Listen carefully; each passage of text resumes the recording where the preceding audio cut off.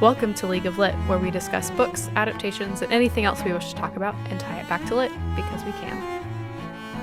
It's an interesting one today, because we're only talking about a book, technically. Yeah, this will be more of a book discussion today, which I'm actually really excited for. Yeah, I mean, we love a good book discussion, obviously, except for Little Women, because that doesn't go well for us. No, we had so many technical issues, so it never got released. It was like, no, we don't want it. We don't want it. We wanted to do it, but technology said no. No, yeah. The universe was like, no, we don't want it. Thanks for trying, though. So it does exist, just not for the rest of you. Probably never see it, yeah. Unless we somehow can magically get it to come out of the depths of technological purgatory. I don't think it's ever going to happen. Maybe in like 5 years we'll try again. Maybe. Just an FYI, even though we're talking about a book that only has the book, it is a truth universally acknowledged that we are not a spoiler-free podcast. So we will be telling you all the things that happen in this book. Yes. And that book is Geekerella by Ashley Poston. Kara recommended this book to me because she's read it. And I had never even heard of it. And so I did the most work for this podcast. No, I'm kidding. You got the joy of reading it for the first time, where this was not my first time. But the book was published April 4th, 2017, and is set in Charleston, South Carolina, and Atlanta, Georgia. On brand. Very on brand, as that is where we are. Atlanta, that is, not Charleston. Well, can you just imagine? We're in both currently. Both of us are in both. Figure that one out. It could have been one of us was in Charleston and the other was in Atlanta, but that's not how this is. I mean, I like Charleston, but it is not a choice in my moving path. But to synopsisize the book, which, we'll synopsisize it and then we'll dive into talking about it, I guess, chapter by chapter. When geek girl Elle Woodmer sees a cosplay contest sponsored by the producers of Starfield, she has to enter. First prize is an invitation to the Excelsior Cosplay Ball and a meet and greet with the actor slated to play Federation Prince Carmendor in the reboot. Elle's been scraping together tips from her gig at the Magic Pumpkin food truck behind her stepmother's back, and winning this contest could be her ticket out once and for all. Not to mention a fangirl's dream come true. Teen actor Darian Freeman is less than thrilled about this year's Excelsior. He used to live for conventions, but now they're nothing but jaw-aching photo sessions and awkward meet and greets. Playing Federation Prince Carmendor's all he's ever wanted, but the die-hard Starfield fandom has already dismissed him as just another heartthrob. As Excelsior draws near, closet nerd Darian feels more and more like a fake until he meets a girl who shows him otherwise. Look at that. Cutie patooties. It really is like such a sweet story. And for me personally, I put off actually reading this book. I had heard a lot about it before it had come out in 2017, but because you can tell by the title, Geekerella, it's a Cinderella retelling. And that's exactly what the world needs. More stories based on Cinderella. We haven't seen any of those. No, it's not like there's 50 billion movies that are based on that. I wish I just made a list and alone. started reading them out. I'm like, all right, we got this one. Then we got that. I could name at least 3 currently. I mean, there's literally a Cinderella story, another Cinderella story. There's 5 of those movies. Something like that, yeah, that Disney keeps making. Ever After. You obviously have the live actions. I like that movie. That one that one's a good one. I mean, and Cinderella story is not a bad one either. But there's literally so many adaptations of that specific fairy tale. Yeah. They're very, very obsessed with it. Is that really what the world needs? Is another Cinderella story? Yeah, because it's she's a sad orphan girl and nobody loves her, and then she meets a prince and everything's better. And it seems a little counterintuitive and a little depending on the adaptation of it, a little anti-feminist in a lot of ways. Just a prince bit. will fix everything. It's totally how that works in the world, right? Because there are plenty of princes just walking around offering to fix things. It's right up there with the rich, single young men who want a good wife. Absolutely. They are all in want of good wives, and princes are all in want of maids to rescue. But honestly, after I read the book the first time, this story puts a different twist to that classic fairy tale. Yeah. And it's wrapped up in fandom culture. Which is super cool because I feel like, and there's just not as much about fandom culture. You know, nobody really talks about like the ins and outs of fandom culture, mostly because fandom culture can be a little scary. Very. But it's nice. It was nice to get like sort of the inside view, especially of something that like technically, like I've been in many fandoms, so I've technically been a part of things like this. Obviously, I've never met a man who was going to play a prince and fell in love, but like, you know, but like we're just waiting for that part. Right. So this is the first book in what is at this point a trilogy. I'm not sure if there are more that Ashley is intending to write for it, but it's called the Once Upon a Con series. And so, each book takes a different fairy tale, and this one obviously is Cinderella, as we have stated multiple times. And there's a lot of things that like Ashley based from her own life in Elle's life.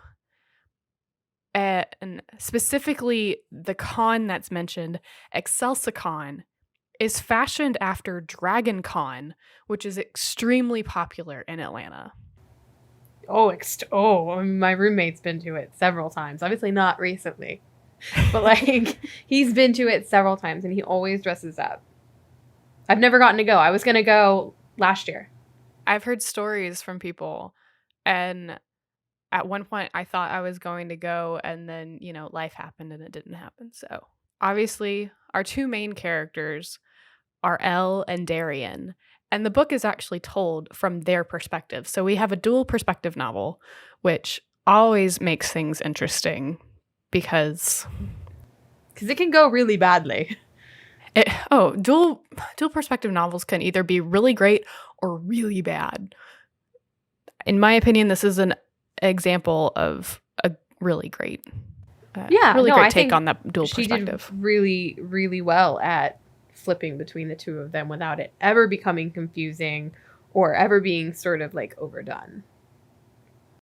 Like, obviously there are moments where they have shared language, but part of that shared language comes from the fact that they are both diehard fans of Starfield, which is like a Star Trek-ish show. This is a purely fictional show. Does not exist, but it exists in the same universe alongside Star Trek and Star Wars and all of these other sci-fi fantasy things that exist out there.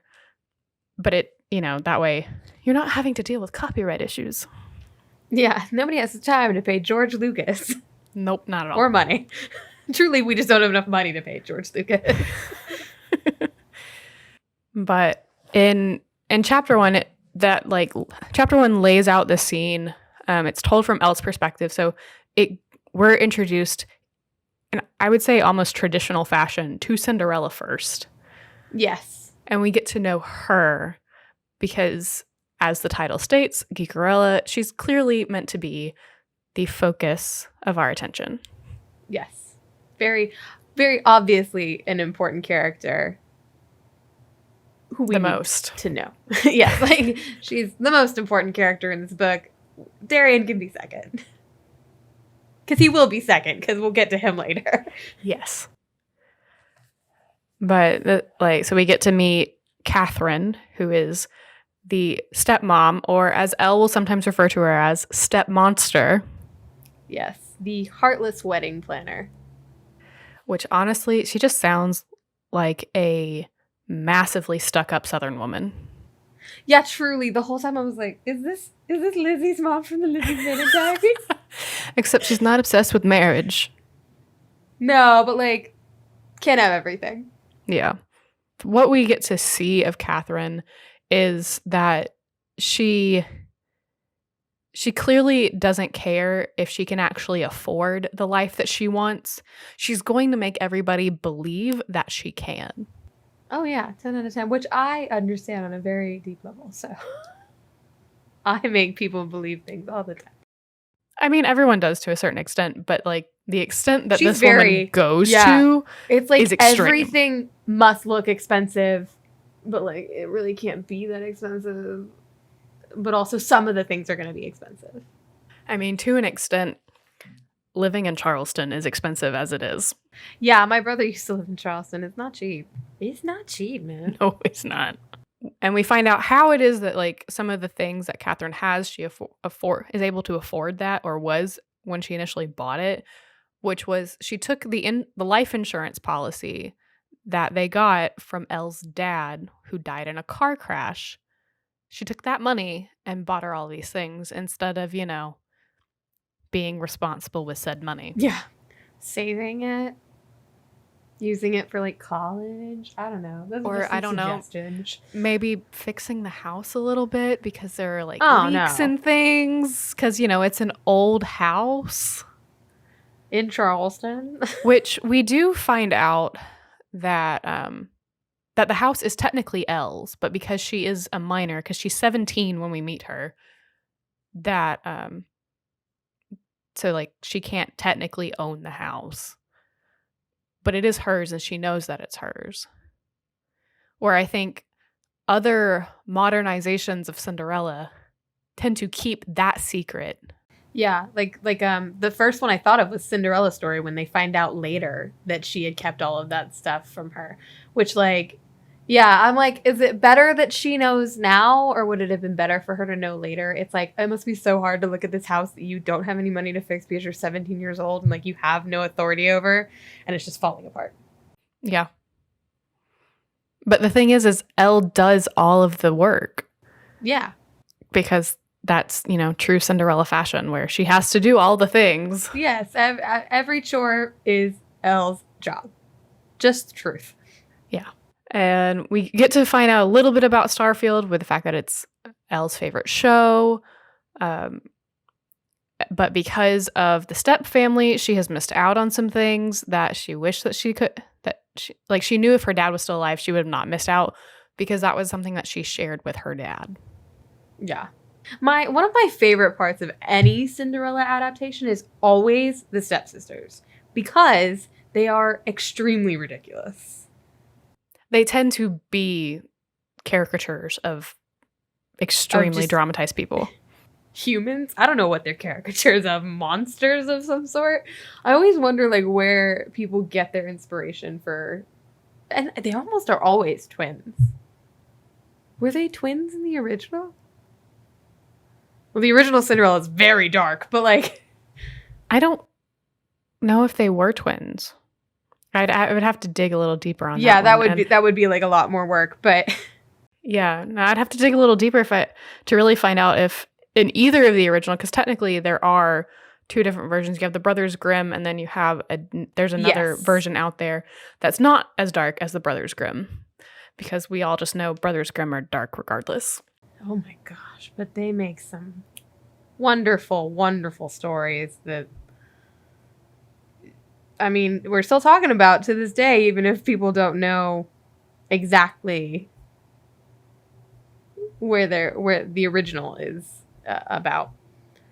But the twins are interesting because at this point, Elle is home. She's ready to watch Hello America, which I just liked that name. I was like, Hello America? It's just a good name for a news show. I feel like it's a play on Good Morning America. Good Morning America. Yeah. That was the only one that I could think of out of the notable news shows. That was the only one I could think of. Yeah, that's the only one with a sort of punny name in a way. And they want to stay home and watch it because Darian Freeman is going to be on it. And they would like to talk about it on their beauty vlog, which they just seem like the kind of people who would have a beauty vlog. I think it's so interesting that she chose beauty vlogger as their like thing. I mean, it fits because it goes in with the whole like fandom culture thing because it's a different kind of like aspect of fandom culture. Yeah. But at the same time, out of all of the things that the twins could have been, beauty vlogger is just so interesting. I mean, it's not a bad thought, especially with the way that they act, just because like I feel like you're what you would expect a beauty vlogger to be. Like if you were gonna like, I don't know, if Kylie Jenner, I forgot her last name. If Kylie Jenner like actually started a beauty vlog and like spoke to a camera all the time, it's kind of what I would expect. Do you know what I mean? Okay. Sort of like flighty and that's so mean. Yeah. What was your impression of the twins? Like individually? I think they're interesting. I think of all of the characters, the twins were the most surprising. Yeah. They weren't fully what I expected from a Cinderella retelling. Yeah, because it's Chloe and Cal. And see, I told you I wrote Cal is short for Calliope. Calliope, yes, which is a fun name. I just don't know what it is. Cinderella adaptations, they just always have weird names. Chloe's a pretty normal name, and then they were like Calliope because that makes sense. Well, if you notice, the whole step family all have C names. Yes. Catherine, Calliope, and Chloe. And Chloe. Which, you know. It's just the on-brand thing that Catherine would be like, I'm going to name these children with my letter. And Chloe is, I wrote she's evil. I literally wrote Chloe is evil. Because she's like Fair. Beautiful and popular and really, I mean, this is not technically really a first impression. This is an impression on the whole. But you can already tell in that first like big like moment of meeting them that Chloe really enjoys being cruel. Yes. Elle. She loves to make Elle's life harder and to humiliate her. I mean, and the thing is because we don't really see a whole lot of her interacting with anybody other than Elle. Like we get a little bit to see her interact with the person that Elle works with at the Magic Pumpkin, which is a food truck that she works for. I don't think we had gotten there yet. We find that out in the first chapter, so it's not like we're jumping ahead or anything. But most of our interactions for Chloe, we're seeing her interact with Elle, and we only ever see her cruel. Yeah, so it's like I wonder what she would really be like on a normal basis. But, you know, at this point, Chloe is only here to further the story of Elle. Yes. I mean, we're getting this told from Elle's perspective, so it's going to be Elle's thoughts on Chloe no matter what. Right. Like, we do get to see some of Darian's thoughts, but that's much later. So we'll get there much later. When we get there.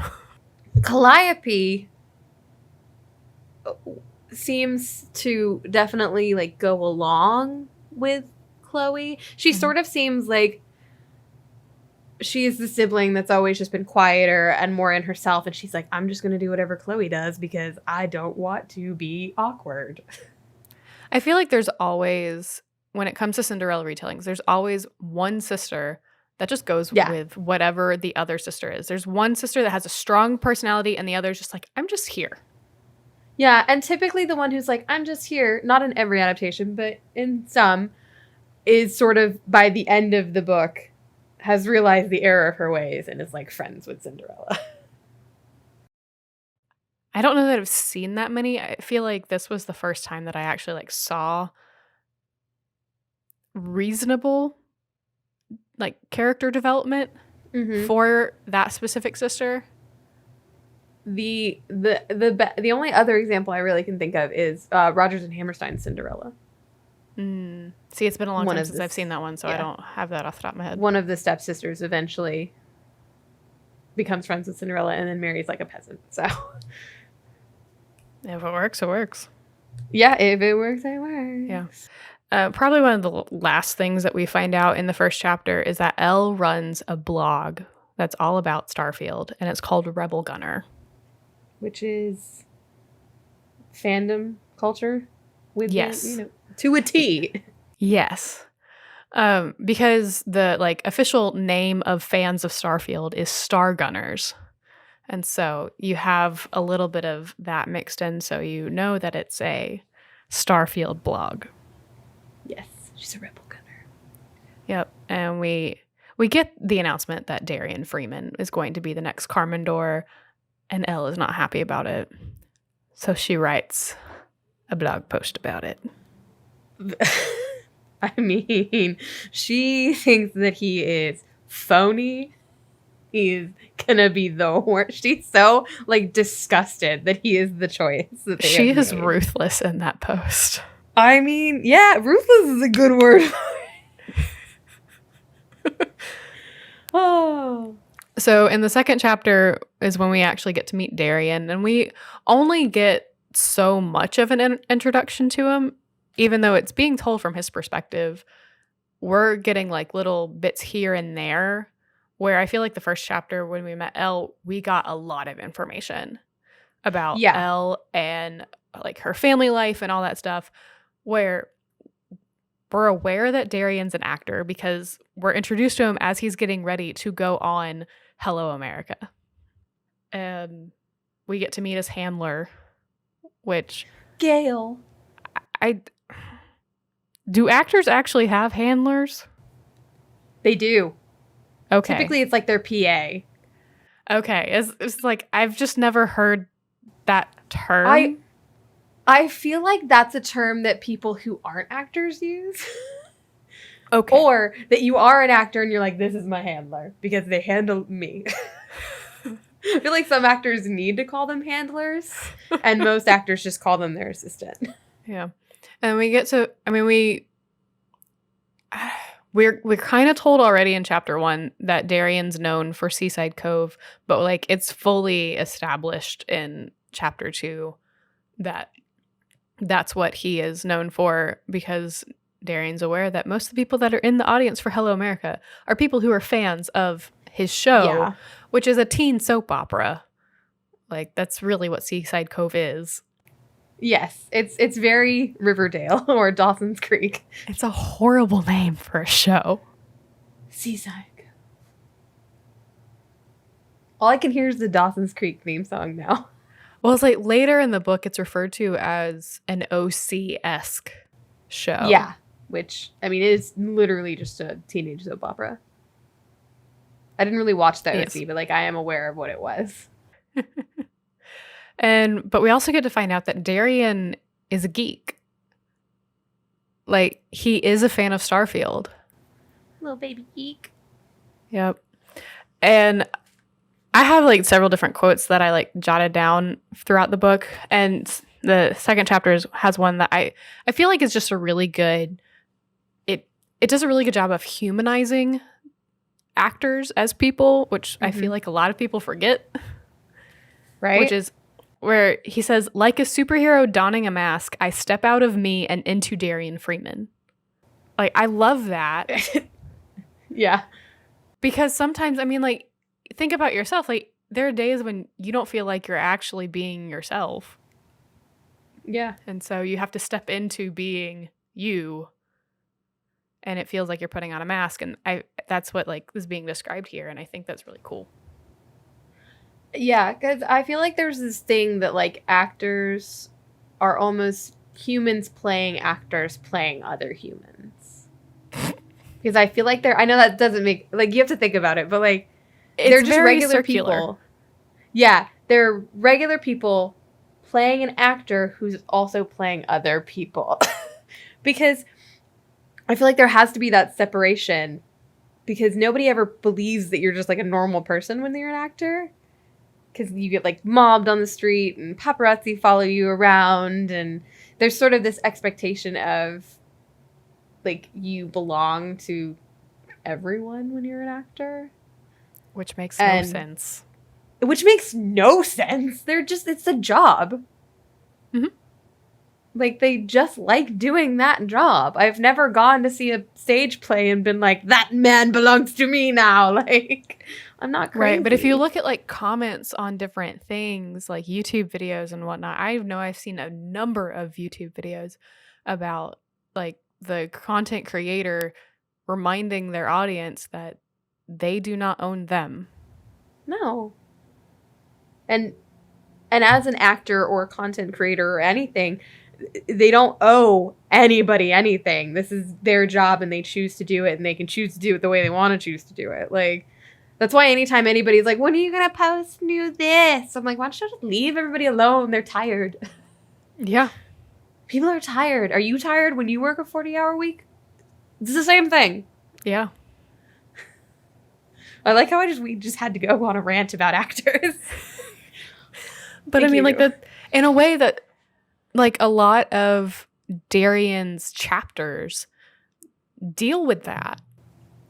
Yeah. And I think Ashley does a really great job of tackling that topic. I mean, obviously there's more that could be used, but I mean, he's a 17, 18-year-old dude. So there's only so much that he knows because of where he's at in life. So you can't go too far. Because while we do get to know that, like, he kind of grew up in this because of who his parents were. Not that they were acting royalty or anything like that, but they were well connected.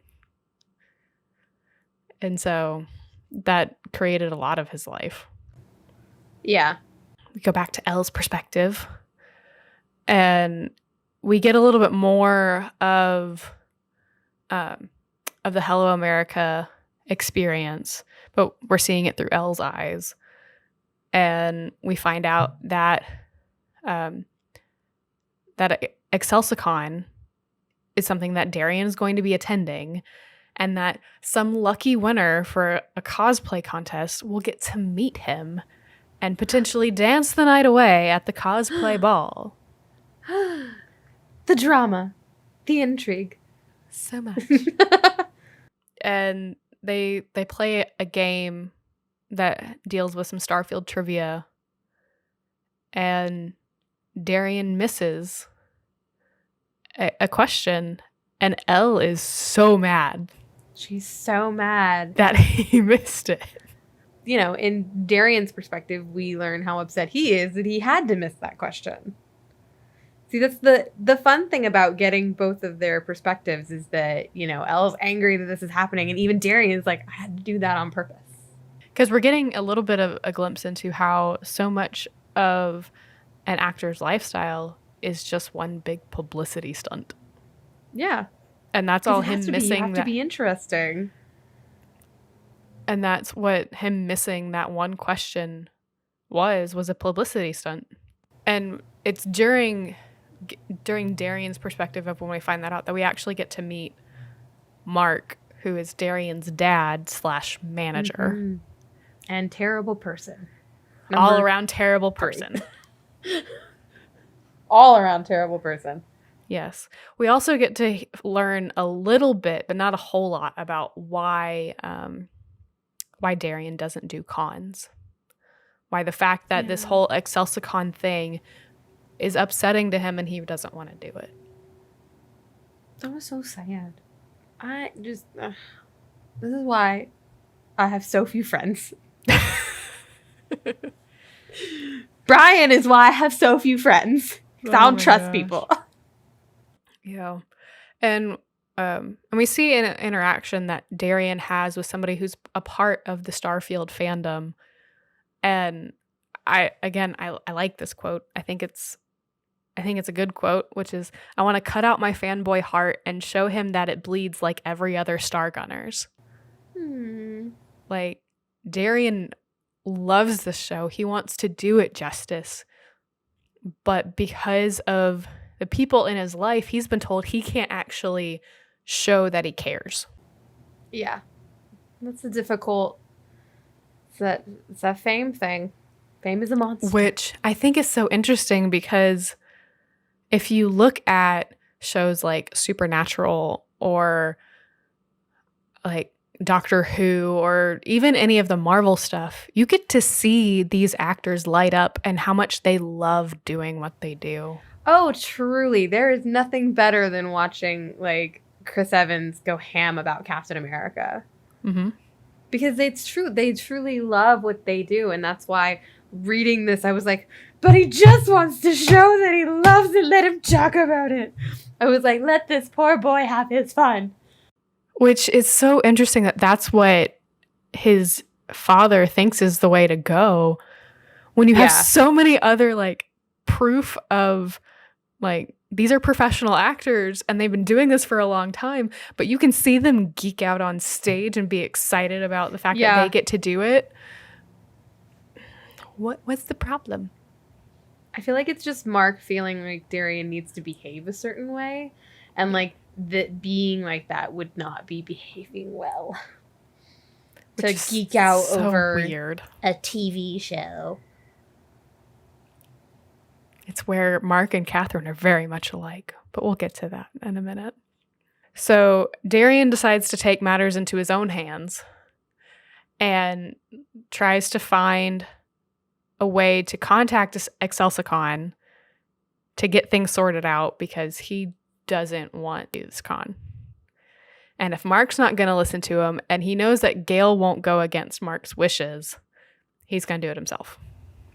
Yeah, he's going to find out whoever runs Excelsicon and ask them to take Carmendor off the schedule so that he doesn't have to do all of this. Which, surprise, Elle's dad is the one who created Excelsicon. What? We're shocked. And so the number that is up there for her father, because they even after it's been several years since her father passed away. I think they say it's like been 7. And like, even though he's been gone for a long time, he's still up there on their website with the number to contact him and everything. And instead of, getting Elle a new phone with a new number, because why would you do that? Elle inherited her father's phone. So when Darian reaches out to who he think is the person that can help him, he really texts Elle. I will say, I'm gonna take this part apart a little bit. Okay. An actual con would never put the founder's phone number, like legitimate phone number. It would be like an office number. Oh yeah. I broke it apart a little. I like took myself out of the fantasy for a second to be like, that's not real, but now we're back. I was like, I'm okay with it though, because it's for the story. Well, it's like, it is a device for the story, but at the same time, with what we know of Elle's father, it feels on brand that it would be done that way. It just seems weird that, they hadn't updated their website with that crucial information. Wow. Which is great because Elle gets that text message and is like, "What is this? You have the wrong phone number." Yes. And so around the same time of Elle getting those wrong text messages, we get to learn a little bit about some of Elle's past. How at one point she worked for the country club that Catherine is a member at and the twins, spend a lot of time at.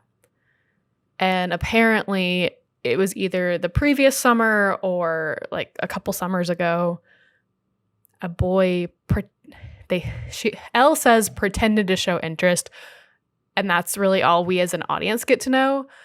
But with some of the other things that you see of this particular character, I don't know if he ever actually, if it was pretend or if Chloe was Chloe and got her hands into things that were not meant to be. Yeah. But I think it's so great what happens when this boy shows up at the Magic Pumpkin food truck. Tell us what happens when James shows up. Sage, who is Elle's coworker for the Magic Pumpkin, because it's Sage's mom that owns the food truck, Such a good name, Sage. Yes. And she I has love green that. hair too, which is like even Brilliant. better. But this is a vegan food truck. And Sage enacts vegan revenge on Elle's behalf. Which vegan revenge is probably the scariest sentence on the planet. Vegans are scary. I'm a vegetarian, I can say that. This girl gives this boy week-old chimichangas. That is something you get arrested for, but like we're not gonna go there. Which is so interesting. It's like, why would they have this? As somebody who works in food service, I can't even imagine, like, there are certain like time periods where you just have to get rid of things. Like literally. We both work in food, so like we both are like, wait, why did you have these and they're a week old? How often do you clean this truck? Like, were you planning on holding these for a rainy day so you would get a good would you laugh? just like have them? Like, were you saving them for a customer who did not treat you well, so you just snuck it in there with their order? I mean, that's so awful. But I think it's hilarious, and Elle obviously has no issues with it. She thinks it's funny too. It's kind of like our first little glimpse into the forming friendship of Elle and Sage, but there's a different moment later that like is really the start of their friendship. But it's not long after that event that we find out that Catherine has decided to sell the house. Which is very sad because, like, in all technicality, it's not hers to sell. Can she do that? That's one of the things that I don't know. I feel like if the deed is technically in Elle's name, if Elle, if Elle really wanted to try, she could go and like get somebody, like a lawyer, to be like, no, you can't do this. I think that's probably true. But I'm also not a lawyer, so. I mean, that's just some speculation that we will continue to speculate here. Yeah. Like, she could probably do that. But we also get to see how Catherine and the twins have taken Elle down. So she's really almost at a very, like, the lowest point she possibly could be with her self-esteem. Mm-hmm. Where she believes she is truly powerless. Yeah. And the thing about when Elle finds out about that, you can tell because Chloe's the one that does it. She's going for the kill. Oh, yeah, no. Chloe fully intended for Elle to be very upset. It's like one of those, like, I have something funny to tell you. We're selling the house. And Elle's like, no, you're not. Chloe's like, but we are. But then we get to flip back to Darian and his conversation with Mark about Excelsicon and how he doesn't want to do it. And we get a little bit more of why Darian doesn't do cons. Yeah, a little bit more information. And the betrayal. Yeah. And then out of boredom, he texts Elle again, which, I mean, like, it's stated that he does it out of boredom. Yeah, because he has no friends. Right. He's poor, sad, lonely, friendless man. It's just, I don't know. I still feel like it's really interesting. I can't say that I would have texted a wrong number out of boredom. If somebody had sent me, like, oh, you have the wrong number, I would have been like, oh, my bad, sorry, bye. But, like, I guess if you have no friends and nobody else to talk to, stranger is probably a choice. I guess. And they can't see him, so, like, I feel like the idea is, well, they don't know it's me. Yeah, which is a little enticing to him, I think. 100%, because then he can honestly ask her what she thinks about the idea of him being cast in the show is, and she has no idea that she's talking to him. Yeah. Another plot device. A little bit. And we get to see what the texts are, which honestly, all of the text conversations are really great. And I really enjoy that aspect of it because you get to watch their relationship form, and it forms in such an honest way, even though they do tackle well, you're lying by omission because you haven't actually told this person who you are. It's like an age-old one, though. Yeah. Been used many times. Yes. Cinderella story. Austin Ames? I used to freaking love that movie. Oh, it's a good one. Absolutely good one. The texting, though. I watch it now and I'm like, oh, God, I forgot what the early 2000s were like. I feel very old. AOL. Oh, my gosh. LOL, OMG. Everything was text speak because it was just easier to press fewer buttons. Yep. Oh, yeah. Oh, man. All right. Come back from memory lane. Because of the conversation that is had with Elle, Darian decides he wants to prove himself to the fandom. And so, like, in a way, Elle talks him into doing the con. Without realizing that that's what she's doing, that's what happens. At that point, he realizes that he has something to prove. It's a call to action of sorts. Yeah. But he wants to, if he's going to do the con, he wants to be able to judge the costume contest. Yes. Which seems fair, in my opinion. Oh, absolutely Since fair. he's, like, supposedly the star of this show. I mean, wouldn't you want to do it if you were going to be the lead role? Heck yeah! They'd be like, do you want to? I'd be like, judging costume contests? Count me in.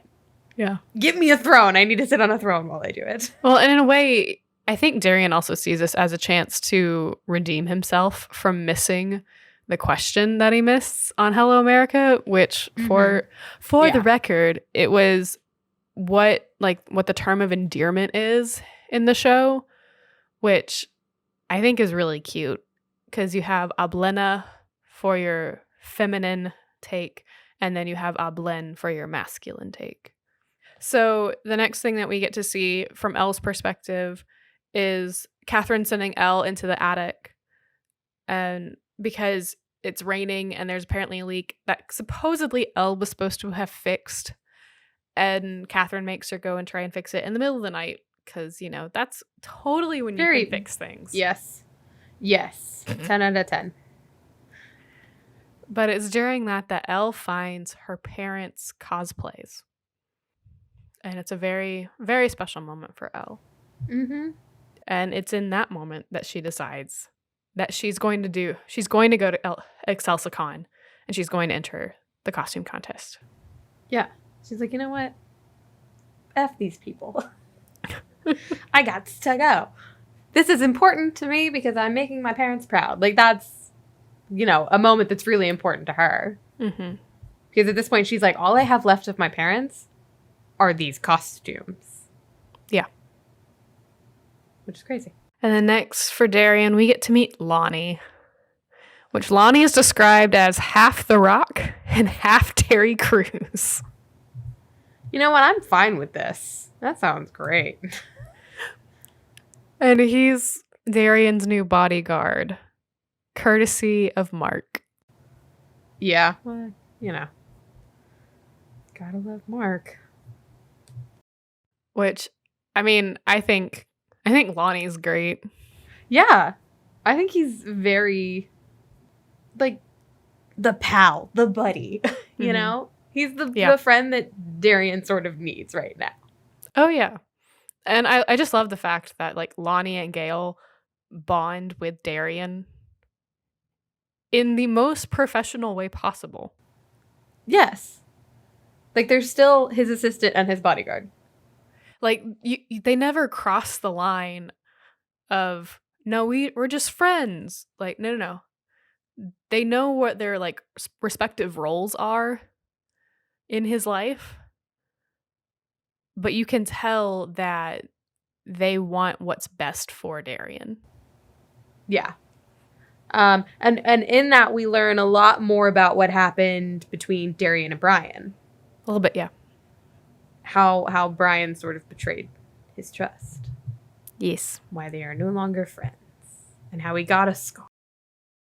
Yes. Which apparently Carmendor does not have a scar. And that's apparently a problem. Okay.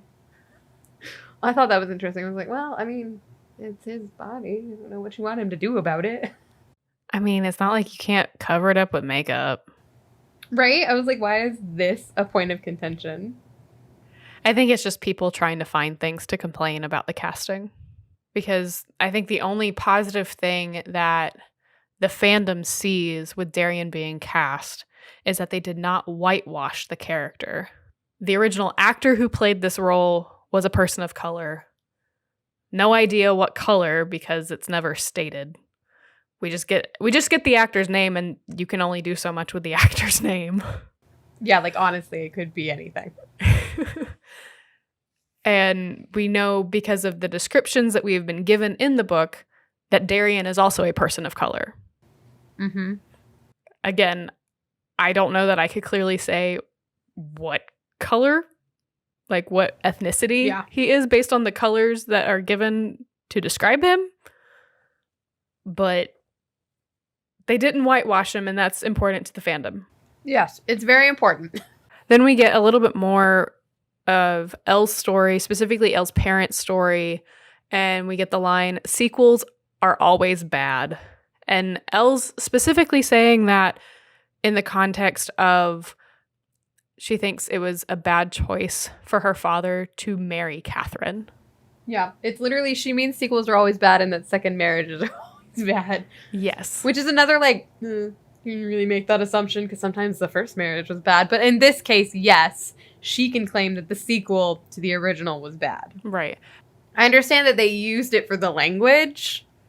Well, and to an extent, there are a number of sequels for movies out there that are in fact horrible.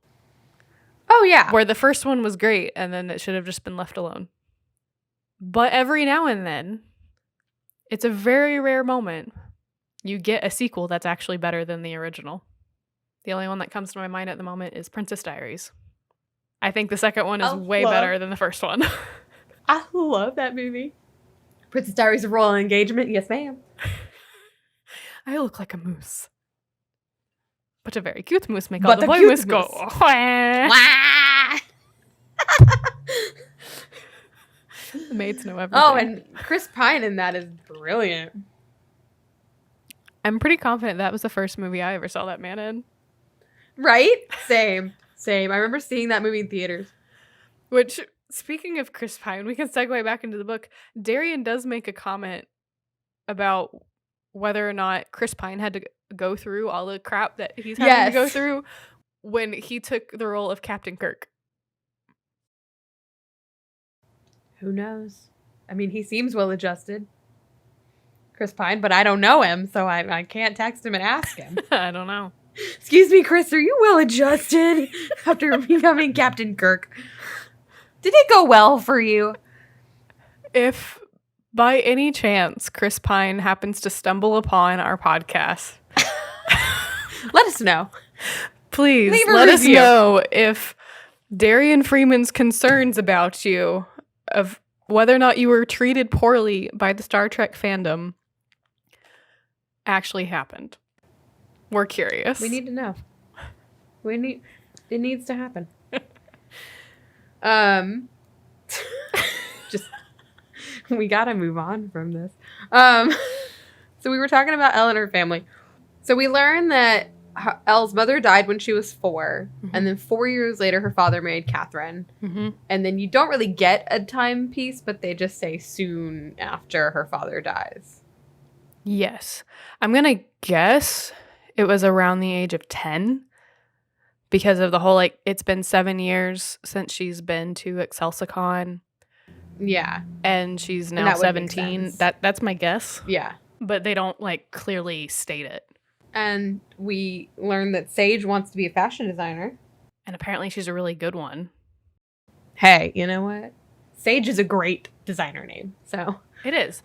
And because there's a line in the book, I don't remember which chapter it's in, where Elle describes her as wearing sequins like Elvis. There's more to it, and I'm blanking on the rest of it, but it makes me laugh. Yeah.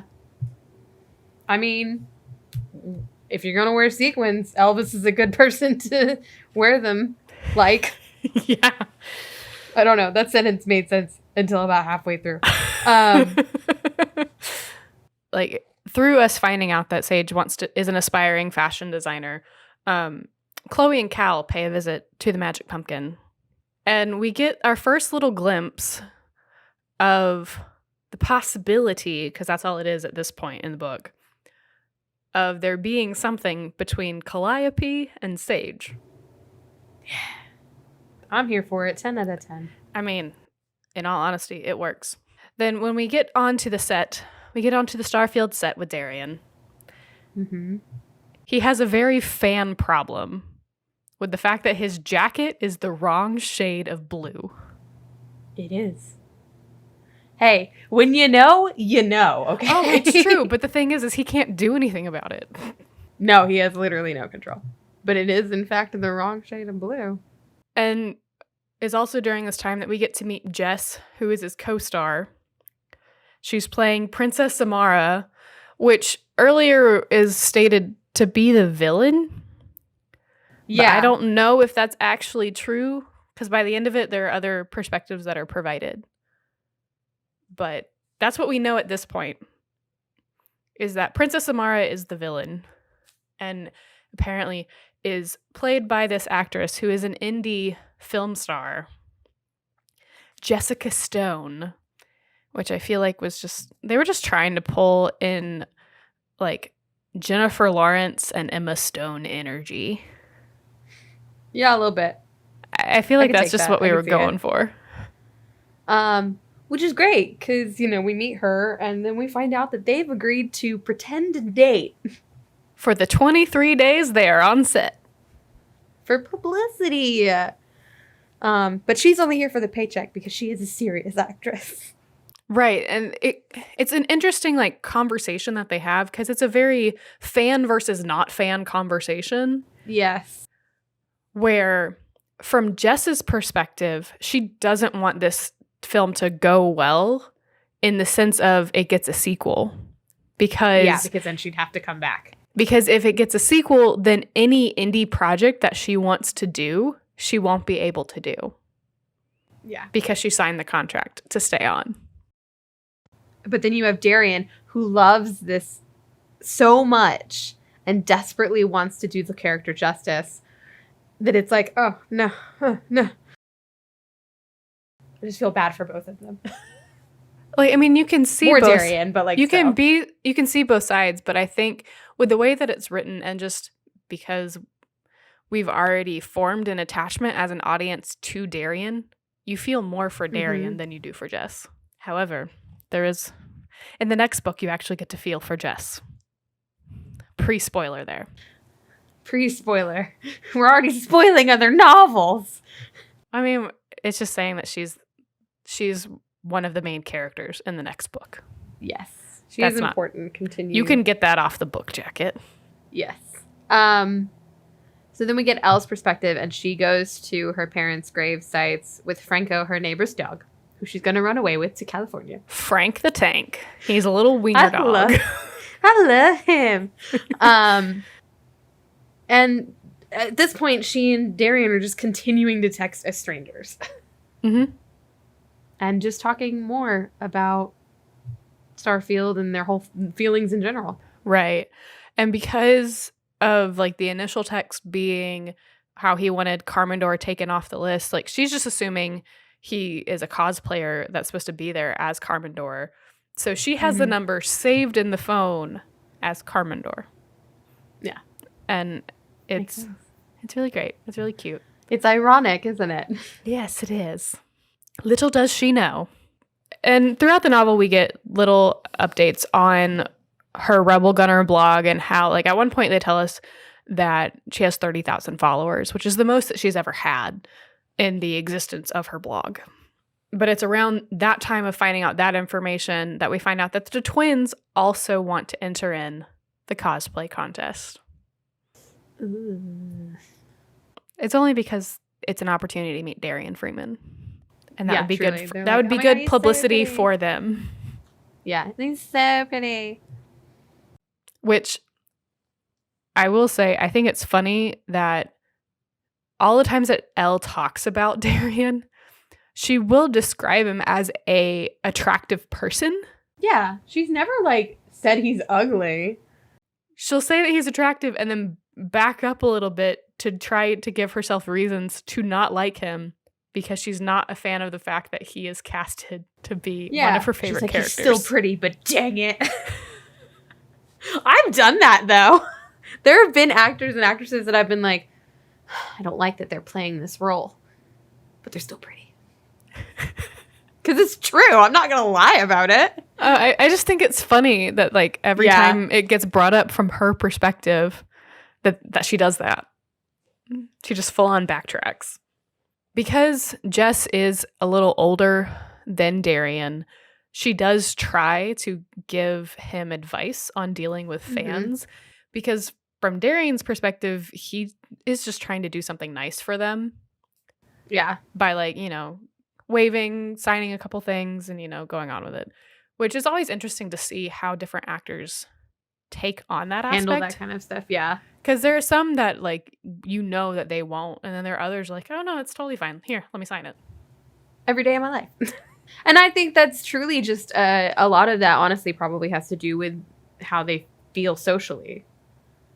Not everybody handles that the same way. It's, being sort of swarmed by fans isn't always going to be fun for everybody. No. And they don't owe you anything. No, not at all. But it's at this time that we find out that footage has been leaked from set. They have a leak on set. Who could it possibly be? Who could it be?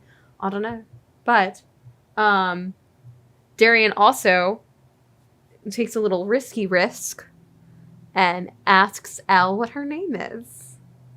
And Elle shares it. Because she's smart? I don't know. Plot device. We'll see how it goes, I guess. And at this point, he's like, I wonder what Elle looks like. Mm-hmm. Because, he's a boy. I mean, it's not like Elle hasn't thought about what I would wonder her Carmendor looks like. Yeah, I wonder what her perfect Carmendor would look like. Uh-huh. Uh-huh. I'm being stupid. So, of course, there's leaked footage, so Elle has to write a blog post about it. Because, what's the point of having a blog? And she has to be on top of all Stargunner information. It's her job. It is. It's her job. She doesn't get paid, but it's her job. She should get paid. She should. So she goes downstairs. She's going to sneak some peanut butter. Which I think is so funny that is her, her little vice. I like peanut butter. I get it, girl. I will totally eat it. Nobody's ever told me I couldn't have it, but right. I've never had to sneak peanut butter. Yeah. But Catherine's at the table and she's having some wine, so we're gonna assume she's probably a little, Yeah. And she's upset because the twins are now obsessed with Starfield, and she hates Starfield because Elle's dad, Robin, paid too much attention to the show and not enough to her. Yes. Because heaven forbid. I mean, how dare he have an interest that's not his second wife? Yes. Which obviously goes really well because then Elle's like, hold up, you talking about my dad? No. And they get into a fight and Catherine slaps her. Yeah. But it's also in that same chapter that we get the first Ablena. Which is so sweet. It melts my heart every time. I want that. I want nerdy terms of endearment. It is pretty precious. You're just like, oh, that's so sweet. And then in the next chapter, it's more leaked footage from set. And the way that Darian decides to deal with it is he goes on the rooftop of his hotel and he talks with Elle. There's a line in the book that says, the only other time I feel myself is when I talk to Elle. And you're starting to get a little bit more of the vulnerable side of Darian, and I really, really like it. Yeah. And of course, Elle's like, are you old and bald? I needs to know. Which he sends her a picture of himself, but of course you can't actually see him, but only his hair can be seen. Yeah, it's a silhouetted which, picture because he does it with the yes. sunrise. Yes. And then somebody appears at the door to the roof with a camera and locks Darian outside. Yep. And that also gets leaked. Very so weird. It's all sorts of publicity. Strange. And then the next chapter is what I have noted as like the real start of Elle and Sage's friendship. Yeah. When she's working on her costume. Mm-hmm. Because Sage is doing Elle a favor, but also in turn like doing this for herself because it's something that she can put in her portfolio for her design, like for fashion design. And so like, and it also helps so that way you can kind of keep the integrity of her parents' cosplays without destroying them. Yeah, because it's going to be somebody who knows what they're doing. Yeah. And then, like, the next several chapters, like, it goes back and forth between set life and Elle's cosplay being put together. And then after, like, a little bit of that, we find out that the twins found Elle's mom's dress in the attic. And that creates another level of tension between Elle and the twins. Mm-hmm. Then not long after that, we get to find out a little bit of how Sage is a nerd. It's specifically about Lord of the Rings. Yeah. Which I think is great. She's a little nerdy nerd. Yep. I love a little nerdy nerd. And we also get the Excelsior tickets that Elle has purchased so that way she can go to it, and she hides them in her room. Yeah, because you can't just leave that around. Catherine will find it. No. Or the twins, either way. It's not in her favor to have it just out and about. So this next line that I want to talk about, it really hurt the first time I read it, and it hurt again when I read it again for preparing for this podcast. Space princesses don't win Oscars. Carrie Fisher. I think that's rude. Carrie Fisher totally deserved Oscars in her time. Truly. Oh my gosh, I could talk about Carrie Fisher all day. And that's who I think of every single time that I read that. She deserved it. Did she get any? I don't think so off the top of my head. I don't believe so. I'd honestly have to like really look, but I know, she definitely didn't win any for Star Wars. Yeah. Which would have been like her biggest. Mm-hmm. But I agree with you. Carrie Fisher held those movies together. Yes. She was the glue. Yes. And then you also, in that like same area, you're getting a little bit more diving in the factor of like what a quote true fan is. And I think it's interesting that Jess makes this argument with Batman. Which is such a choice. I mean, like, it's probably the easiest one to make because there are so many actors who have played Batman over the years. That it's does it matter if you like Christian Bale versus Michael Keaton? I know they use different ones in the book, but those are the two that came to my head. Yeah. I was going with it. But like that's the argument that's made is, does it actually matter who is playing the role? Does it make you any less of a fan if you actually like another actor's portrayal of a character that you love? I mean, it's definitely something good to ponder. I personally, oh no, I have to like think about this. I don't think it makes you any less of a fan in any capacity. I know that there are people who have played characters that I have loved that I did not like. I don't think it means I would be less of a fan. I just think it means that person is not for me playing that character. That in reading that or watching that, it was never the person that I pictured. And I still love, obviously, that character. I just don't maybe love that person's adaptation of it. I think that's a very fair. Yeah, Because I don't think, like, looking at, like, Harry Potter, because I read Harry Potter, when it came out, and then watching the movies, I mean, there are definitely people that I watch in those movies and I'm like, I did not ask for this. I did not want it. What is this choice you've made? But, like, it doesn't mean that I don't enjoy Harry Potter any less. This is true.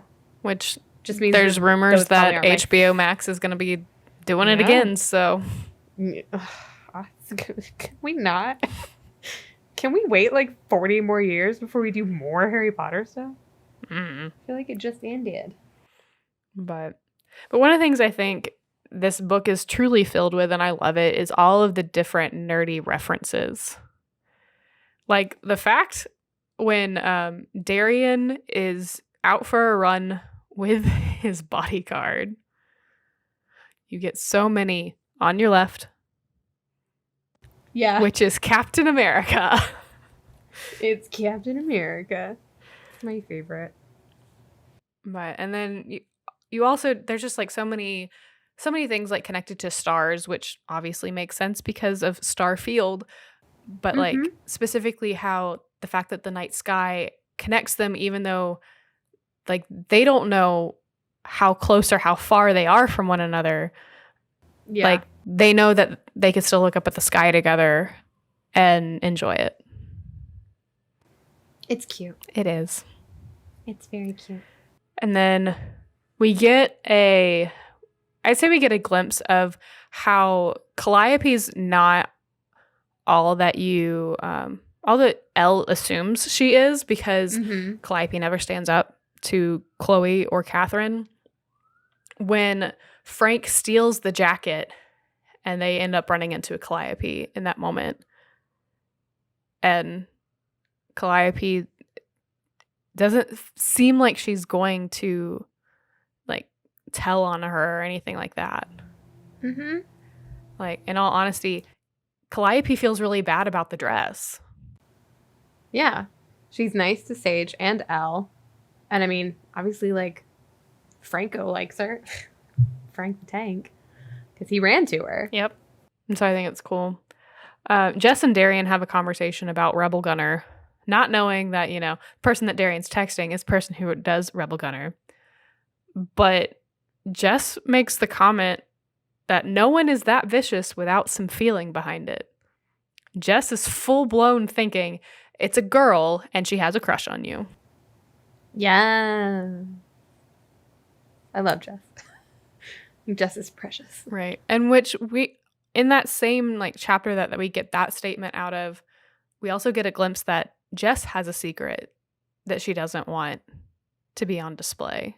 And it makes things a little uneasy for her. So Elle and Sage finish her costume the day before the competition. So we're very close to the actual competition. Sage steals Elle's phone and calls Carmendor. Yeah, and he says hello, and then Elle hangs up, which, like, very me reaction to be like, no! I think it's a very anybody reaction of like, no, like if I wanted to do that, I would have already done it by now. Which then we get Darian's perspective of that, because he's finished filming Starfield, and he's going to go out with his coworkers, and Elle calls his phone, and he's obviously very excited. He's like, oh my God, she's calling me. But she doesn't say anything. So he hangs up and gives his phone to Gail, and then goes to leave with his coworkers. And then we go back to Elle, who is home, because at that point she'd seen that she was past her curfew, and she's happy that Catherine's not home. But Chloe is upstairs and accuses Elle of stealing her mother's dress back.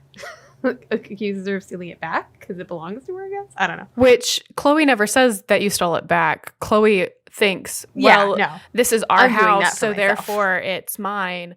Because for whatever reason, Chloe doesn't understand the concept that the house is also Elle's. Yeah. So Chloe rips up the costume, steals all of Elle's money, takes the tickets to the convention, and then breaks the crown that Sage had made for her. And then, of course, Calliope's like, what's wrong? And I was like, please leave. Because, I mean, that's traumatic. Right. And it's that entire experience that truly breaks Elle and makes it to where she's decided she doesn't want to go. And so now we're into the third part of the novel. We haven't like mentioned the other the other part, but like we're now it's split up into 3 parts. And so we're in the third part, which is, the big ending here. The day of the convention, Elle wakes up, and at this point she's watching the twins essentially leave with all of her money and her passes. Which the twins are doing this behind Catherine's back. Yeah, because she would be mad that they're going because she hates that show. They've just told Catherine that they're going to a tennis tournament because the twins are tennis players. And that's their cover story for going to the con. And so Sage shows up and gives her like a pep talk. Yeah. And brings her mother's costume because Sage had her mother's costume. Mm-hmm. Because she didn't want the twins to end up wearing any of her mother's stuff. So then they take the Magic Pumpkin food truck and drive it to the convention with no plan, which I appreciate. Which honestly, the moment that like you find out about the Magic Pumpkin food truck, you just know that that's going to be how they're going to get to the con. That's going to take us somewhere later. Yeah. It's fully going to take us But their initial plan was to take a Greyhound. Either way, the Magic Pumpkin makes more sense.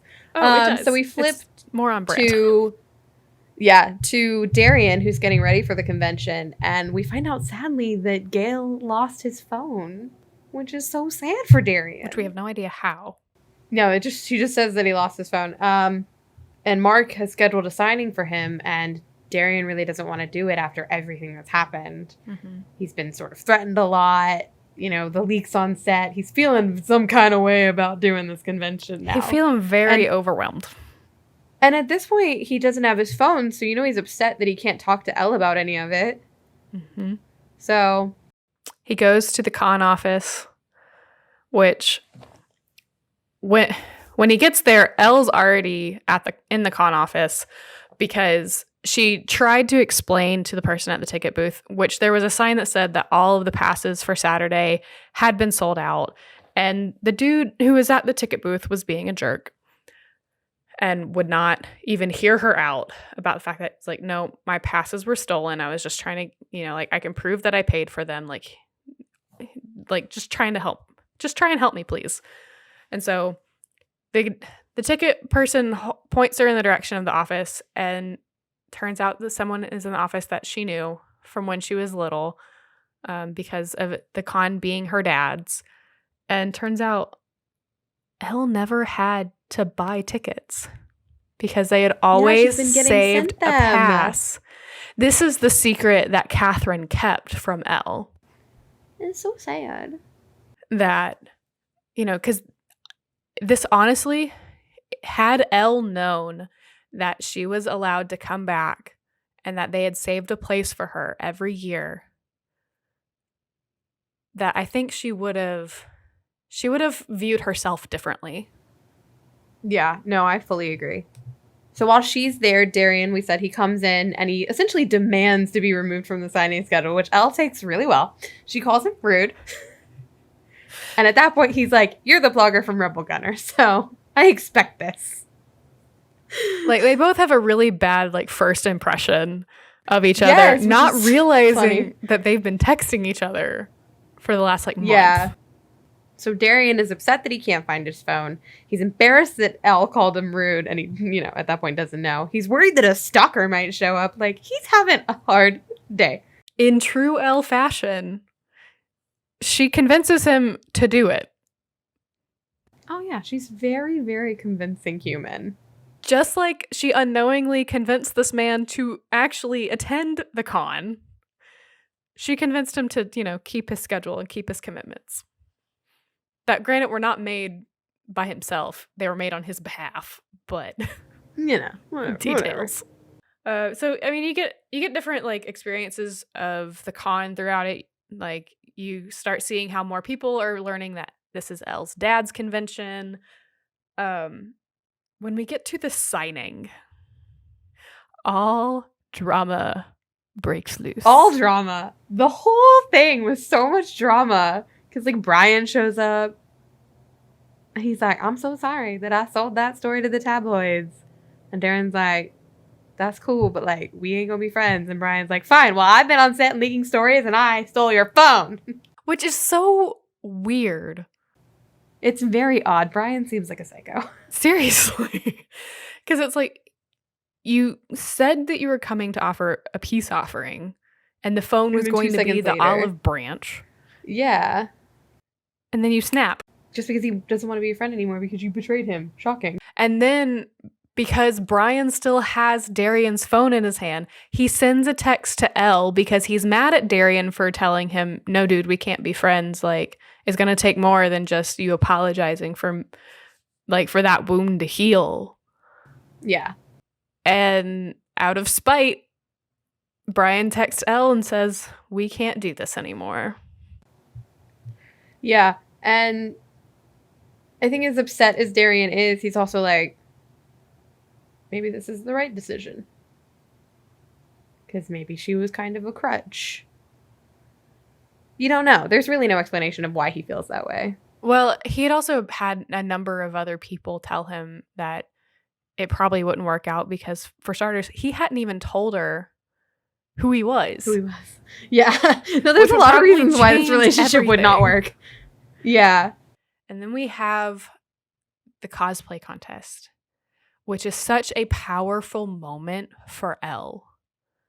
Because the moment somebody recognizes her as the writer of Rebel Gunner, and then they learn that she is the one of the con founder's daughters, and so many people just come and help make her costume better as a way of saying thank you.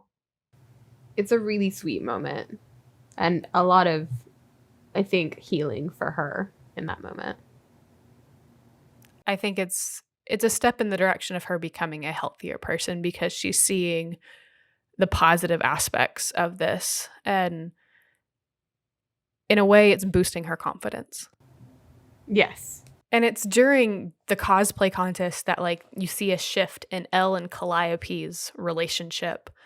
And so that's also another step towards the healing that Elle needs from the last several years of crap. Yes. And then we get more awkward moments of Darian and Elle meeting at one point, because Darian judged the cosplay contest. He stammers a little bit trying to compliment her, and that goes over great. And then later Elle accidentally gives Darian a bloody nose by opening a door. Yeah, she hits him with the door. Face. I mean, you know what? It's quite a ride these two go on. It is. But it's fine because Elle wins second place in the costume contest. That gave her tickets to the cosplay ball. And she's gonna invite Sage to go, but Sage and Cal are gonna go get Calliope. dinner. Oh, which is when she sees the text from Darian via Brian that says that they can't talk anymore, and she goes into the bathroom to cry, and then she hits Darian with the door. Yeah, and then we have the cosplay ball, which is the grand finale of this novel, and I love the way that Darian describes seeing Elle enter in the ballroom, which is the girl from the contest, the one from the office, gorgeous eyes, and a sharp tongue. Yeah. We love a sharp tongue, don't we? If we're gonna do what we do best. Oh, I hear it coming. I can hear it coming. Tie it to lit, Kara. Tie it to lit. That's full-blown Lizzie Bennett right there. It's full-blown Lizzie Bennett. Pair of fine eyes across the room. Excuse me, what? Yes. It was such a good... I was like, I just love when writers are influenced by other writers. It's always a fun moment. It is. And then from Elle's perspective at the ball, we get to see how everyone's response to her, it changes how she sees herself a little bit. And then you have this Nox King, which, to catch everyone else up who have not read the book, the Nox are pretty much the enemies of the Federation in Starfield here. And so then we get a little Nox King versus Darian Freeman, because the Nox King says that Elle's not a real fan because of how her cosplay is, and says that Elle's just here because of Darian Freeman, which is 100% false. And it gets under Darian's skin that this dude, who at this point in time we think is just a random dude, Yeah. calls her a fake fan because he just doesn't like it when anybody's called a fake fan. If you're a fan, you're a fan. That's just the way he sees it. Yeah, Darian's like, I'm a fan. And they called me a fake fan. He's very much not here for that. So he defends her, and then they go outside for a walk in the garden. Which is such a growth moment for both of them, because at some point she asks him who he really is. Mm-hmm. You know, obviously at this point she knows she's talking to Darian. She's like, well, who are you really? And he's like, I have no idea how to answer that question anymore. Yep.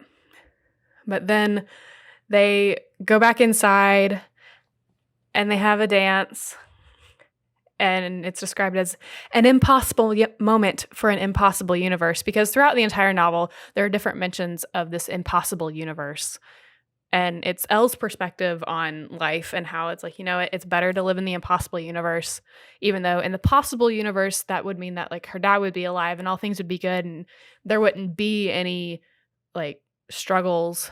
There wouldn't be anybody who made her feel bad for being a diehard Starfield fan. Like, so, but because of the impossible universe, her dad is gone, but she has, through a wrong number, met somebody else who seems to share the same feelings.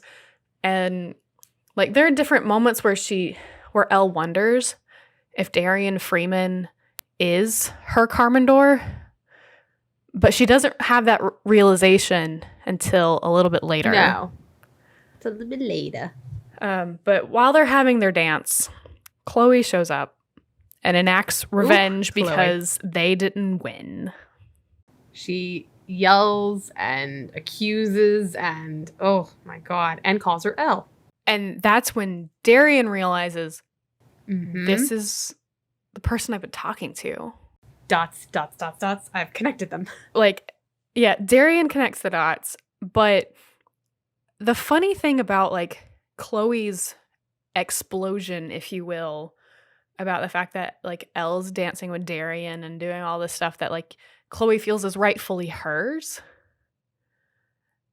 is she complains about like people being geeky and being fans of things that are sci-fi and fantasy and all this other stuff that she doesn't think has a right to have a fan base. And like everyone around that's like listening to this conversation is like, are you for real? You're in a room full of Starfield fans? Like, you're in a room full of people who care about sci-fi and fantasy. You're at a convention that is founded on this kind of content. What's your problem? Like, it's not a good idea for you to be doing this right now. Like, if Darian wouldn't have stood up, yeah, there would have been a room full of people that would have full-blown attacked her. Yeah, Darian did what he needed to do. Yep. And then after that, Sage comes in and it, you know, the time, like, the stroke of midnight, except it was supposed to be the stroke of 8 o'clock, and it was actually 9. Oops. Uh-oh. And so they run back to the magic pumpkin, and Elle loses a shoe because it wouldn't be Cinderella if she didn't lose a shoe. This is true. And with Darian, like, following after her, he calls her Oblina, and that's when it clicks for Elle that he was, in fact, her Carmendor. Precious babies in love. And then Brian shows back up. Because, you know, gotta have some more drama before we leave. Because Brian was the Nox King that called Elle a fake fan. Because he's just trying to stir the pot. He is. But he also lets us know that Mark is behind it all. Oh, yeah. The evil daddy Mark. Which, the way that he words it, like the way that it's all worded, it feels like Brian's saying it, so it's like, dude, this isn't my fault. But does he not have a choice in all of this? I'm like, nobody forced you to say yes to money. Exactly. And Darian obviously can see that too, because he calls him on his BS. Yeah. He's like, nah, and then they fight. Physically. And Gail's like, okay, we gotta go back to LA. This is a terrible choice that's been made right now. But Darian's like, nah, you know what? Over it. And then he calls Mark and gets him to admit, what he did and fires him as his manager. Yep. Hires Gail as his new manager. And I thought this was really interesting and an important thing that they said, but I don't know why it needed to be said. And then he drinks an Orange Crush. Yes, because throughout the entire thing... It's the diet thing. Yeah. But it's so specific. It was like Orange Crush. I was like, okay, you know what? I mean, it was the thing that he wanted, but he was told he couldn't have. Yeah. So we get back to Elle, who's being dropped off at home. And of course, Catherine is not happy at all. I think it's interesting that, like, she tells both Cal and Elle that she's she's upset with them. Because Chloe had already gotten home before them and threw Cal under the bus or under the pumpkin, as the case is. Of course she did. Which I think it's in that moment that you truly see Chloe's true colors. Because it's like, with how close her and Cal have been, would she have actually done, like, if they were truly as close as we perceive them to be, would she have actually thrown her sister under the bus, or would she have covered her butt? It's hard to say, isn't it? Yeah, it's really hard to say. You don't get that perspective, so how are you ever to know? Yeah. But Catherine takes Elle's phone away and really hammers some stuff home and tells her that she could never love her because she's too much like her father, who she really wanted to change. Like, this is why did you get married? It's like, if you had things you wanted to change about him, why did you marry the man? Because she wanted money. Yeah. So then, of course, Darian knows that the magic pumpkin is the truck that drove away from him. So he drives to Charleston to find the magic pumpkin truck. Mm-hmm. Meets Sage, who is, of course, perfection. And tells her that he wants to find Elle. And Sage is full on board with helping him find her. She's like, let's go. Which the whole interaction, because, like, while Sage hasn't been able to talk with Elle because of Catherine taking Elle's phone, Sage knows where Catherine would have sent Elle. And so they go to the country club, because that's Elle's new job on behalf of Catherine, because Catherine can't trust Elle if she's not right under her nose. This was so funny. When the gatekeeper wouldn't let them in. And so Sage just guns the engine and they come in ablazing, stereo blasting the theme with from the Starfield theme song, which I would love to actually hear what that would sound like. Right? Somebody write it for me. And so we get Elle's perspective of all of this. She's waiting on Chloe and all of her friends because that's her job now. Mm-hmm. And Chloe's lounging, telling all of her friends about how wonderful and magical her experience at the masquerade ball was with Darian Freeman, which of course is all a lie. Which, like, there's been some pictures that have made the tabloids, and they've called Elle, which they don't know that it's Elle, Geekerella. So now we get the title of the novel. And because you can't actually see her face, you just see that she has red hair. So Chloe dyes her hair red, which, I mean, like, it's stated several times in the book that Elle's hair is dyed red. It's out of a box. It's not yeah, natural. So it's like not unplausible that it could be Chloe. Right. So then Darian and Sage come rolling up and Chloe's like, he's here for me. James, film it all.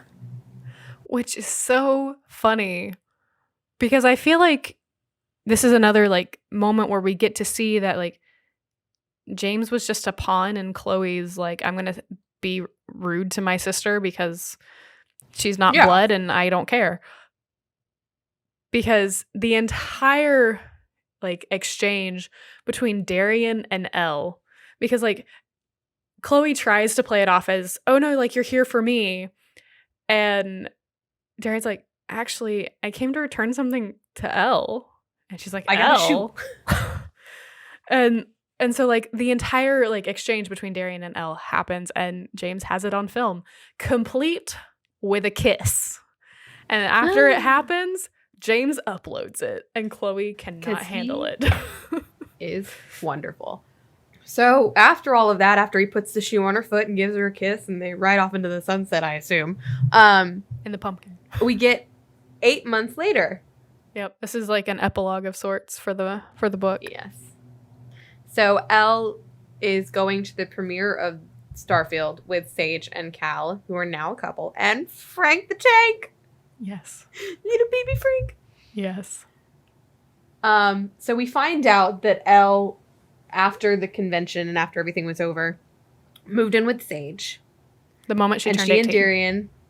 And she and Darian have continued a long distance relationship. But they've both been busy, obviously.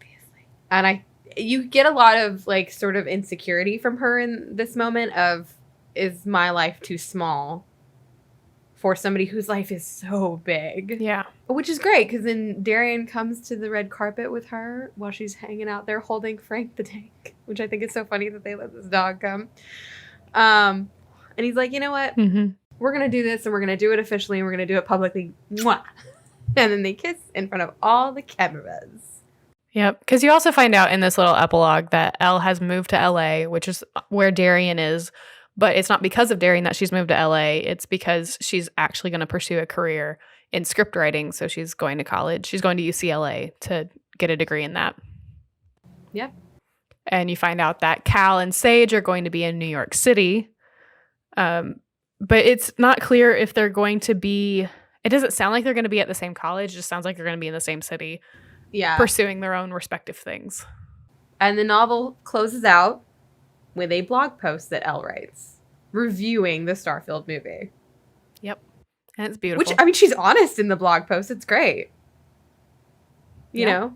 She's honest about it. She says that there are problems with the movie. Darian is not the old Prince Carmendor. Mm-hmm. He plays the character younger, more unsure, but he captures the heart of the iconic characters, just as the film captures the heart of the original show. Yep. They're very cute. They're very cute. I can very much admit that they are very cute. They are. Overall, I love this novel. It's such an enjoyable read, and it's, despite Cinderella not being my preferred fairy tale, this is a really good retelling, and it's a great modernization of the fairy tale. Yeah, and Ashley did such a good job of incorporating something that not a lot of people really talk about, which is the fandom culture. Mm-hmm. You know, you only really talk about fandom culture in fandom culture, but like publicly, nobody really sits down and talks about it. And I think it's something that's becoming more and more common to discuss. But I think part of that has to do with the actors that are playing the characters and how popular things like Marvel and Star Wars are becoming, where they used to just be like little cult fandoms, and now they're becoming bigger and a little bit larger than life. Yeah. Because the people who are getting cast in things, I think while people have always been fans of these things, I think now it's becoming more openly accepted to, when you get cast in something, you're like, oh my God. Like Tom Holland was so excited to play Spider-Man because he was like, I love Spider-Man. Yeah. And so he wants to talk about it. He wants to express how much he gets out of this character. Mm-hmm. And so I think that that's really a nice new age that we're going into, that Darian didn't get to experience that. Yeah. But I don't know that it's not because it didn't exist. I think it's just more of the people who were managing his life were telling him that was circumstantial okay. Completely. Yeah. Completely circumstantial. When you get to listen to this, audience, know that a larger version will be available. Yes. If you feel like we missed something that you wanted us to talk about in the book, chances are we did. It just didn't make the 45-minute cut. Go to the YouTubes. Hit up our Tumblrs. It'll be on there. Yeah. But yeah, no, I think it was very well written, and Ashley has obviously made her own fandom. Mm-hmm. Good for her. Yeah. So thank you, Ashley Poston, for writing this book. And the subsequent books that follow, we may or may not talk about them on our podcast. We'll see. And I think a thank you to fans and fandom culture, because I think it's provided a lot for a lot of different people. Because there's little fandoms for everything. And truly, which is weird to think that there's, like fandoms for Pride and Prejudice, fandoms for Shakespeare, but there are. But they exist, and Sierra and I are a part of them. I was about to say, we're sitting right here. We're doing what we're currently doing. So, but it's just so interesting that most people think of fandoms as only being things for Star Wars or Lord of the Rings or things like that. When literally, if you find a group of people who are willing to geek out with you about any topic at all, you have a fandom. Yeah, no, truly. That's exactly what it is. And it provides confidence and friends, and it's beautiful. Fandoms are great places. I've been in many of them, and I've rarely had really bad experiences. It's a big thank you to all the fans out there. A big old thank you to the Zakaka for our beautiful art. We're never gonna stop thanking you for that, so get used to it. It's very aggressive. I'm so sorry. Thanks for tuning in to League of Lit. If you have any suggestions for an episode, feel free to leave a comment on leagueoflit.tumblr.com.